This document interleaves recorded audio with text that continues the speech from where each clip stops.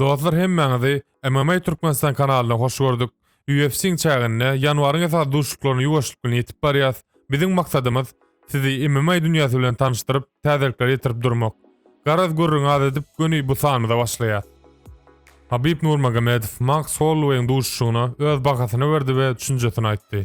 Alex Volkanovski hem öz ýerine bu duşuşa baka berdi. Max Holloway bolsa duşuşyna sparring geçirmeň gerek ýoklugyny aýtdy. Soňra Dustin Poirier McGregor nädip ýeňjek plany bilen. Soňra McGregor'ın özi Poirier we Habib bilen revanşlar barada.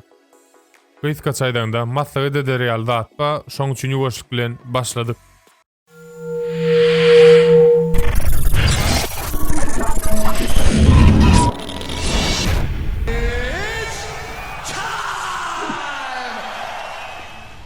Habib Nurmagomedov Max Holloway'ın duşuşuna baka berdi.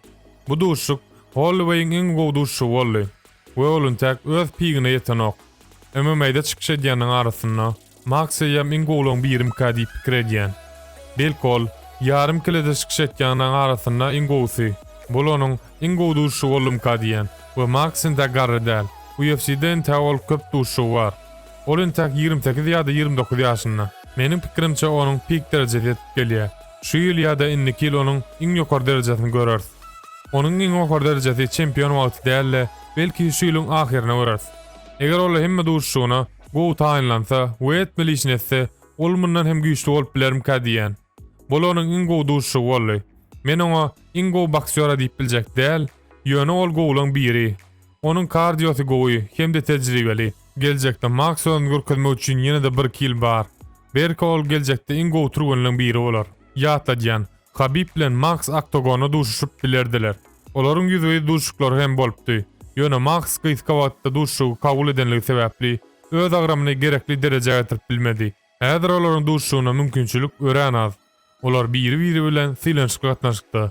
Ýöne Max Holloway ýeňil kile hem galyp biler. Häzir bolsa onuň UFC turgunlaryna berýän maslahatyny dinläli. Oğlunlar, sizde bir beyni var, onu goraň. Sparring geçirmeniň geregi ýok. Şonsuz hem siz tejribeli turgunlar. UFC'de hemme turgunlara yeterli derejede sparring geçirdim kadýän. Hemmesem nädip urmaldygyny bilýändir. Ýöne näme üçin duşuklaryň beýle uruw kabul edýäňiz? Meniň bilen köpsiniň razy bolmadygy mümkin. Men bu duşuklaryň sparring geçirmän diňe turgunlaşdym. Ýaşlarym bu oýuna köp bolmak istese, meni dinläp şikayetlerden gaçmagyny isleýän idi. Şikayet barada aýtsak, Holloway UFC karına müňe bolay agyr uruglar geçirdi. Istesine turgunlaşy goşdyň, onu ören köp bolýar. Ýöne Holloway'ın öňünde inta köp duşuklary bar. Belki Volkanovski bilen revanşy bolar. Alex hem oň bilen razylaşýar. Max çyndanam şu wagt gowy ýagdaýda menden oňa uly syýlap. Ol güýçli garşydaş bilen söwüşdi we ony ynamly ýeňdi. Sebäbi ol bu şowny ýygyna gaýtarasy gelýär. Biziň aramyzda 3-nji duşuşyk barada aýtsam, ol bolma mümkin. Men şu wagt karymda bir näçe planlam bar. Üstesine öz divizion taýhallamaly idi. Divizion barada ol gowy eledi. Sebäbi divizion galdyrmaly, bolmasa gyda gaçyp barýar. Ýatladýan, Alex'iň indiki duşuşy Brian Ortega bilen. Dana White'em Alex'iň aýdanlaryny gollady. Belkem Max bilen Alex'iň arasyndaky duşuşyk daşdy däl.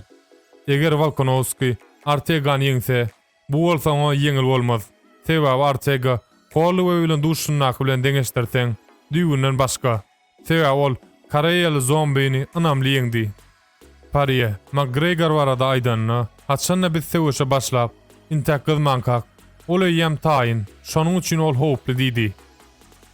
Ýöne duşuşyň 25 minutlugy meniň üçin gowy.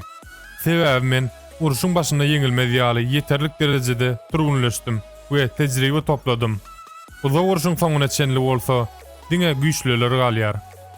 Hemme kişem uruşun başynda ýeňilip ýa-da ýeňip biler. Ýöne uruş näçe uzaga çekse, oňa diňe güýçliler çydap bilýär. Soňky raundlarda Conor haýallaýar. Şonuň üçin men muny gözüme tutdum. Ýöne men uruşy salt we şiketsiz diňjek bolaryn. Ýöne uzaga çekse Conor öwre özümi çydamly görýän.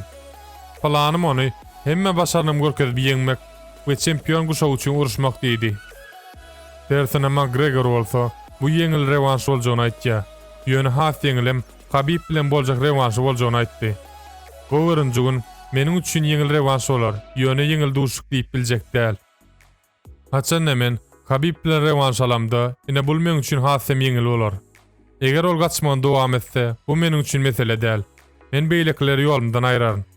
Ondan başga-da Paria Justin'e kawdydyrdy. Diýen Hooker ýeňdi. A Justin bolsa Ferguson ýeňdi.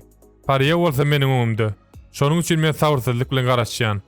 Ýönetim divizion lideri Paria bilen meniň tapawdymy görersiňiz. Men bu ýerden däl, men kosmosdan. Men öz başarnyklarym bilen başga planetadan.